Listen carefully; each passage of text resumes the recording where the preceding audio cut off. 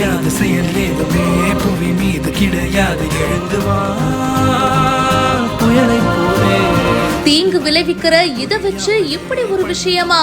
ஆகாய தாமரை எல்லாம் நீர் பதுமராகம் அப்படின்னு அழைக்கப்படுற ஒரு பிளான்ட் தான் வச்சு நாங்க பண்ணிருக்கோம். ரெண்டு பொருள் வந்து இந்த ஆகாய தாமரையை வச்சு செஞ்சுருக்கோம்.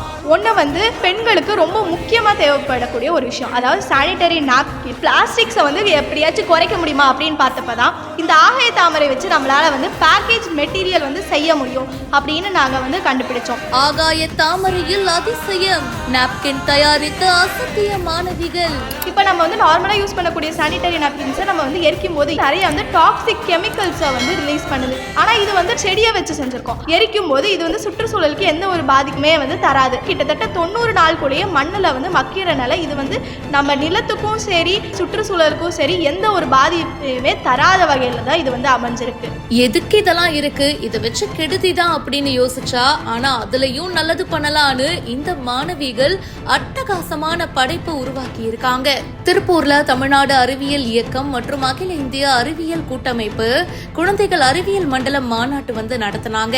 இதுலதான் இந்த ஆய்வு கட்டுரை சமர்ப்பிக்கப்பட்டிருக்கு. கரூர்ல ஒரு பிரைவேட் ஸ்கூல்ல சேர்ந்த 9th படிக்கிற ஹிவன்ஷிகா மற்றும் சஞ்சிதா, இவங்க 2 பேரும் சேர்ந்து ஆசிரியர் ராஜசேகரன் அவர்களுடைய வழிகாட்டுதல்ல ஆகாய தாமரையில இருந்து நாப்கின் கண்டுபிடிச்சிருக்காங்க.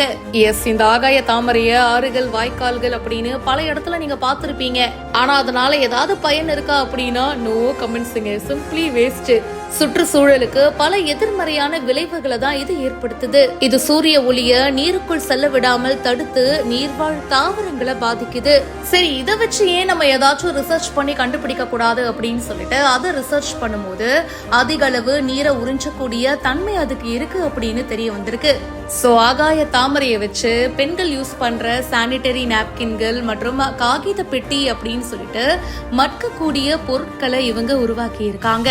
ஆகாய தாமரையினால பிரச்சனை அப்படின்னு நினைச்சா அதை வச்சு இந்த மாதிரி நல்ல விஷயங்களும் உருவாக்கலாம் அப்படின்னு இந்த மாணவிகள் கண்டுபிடிச்சு அசத்தி இருக்காங்க.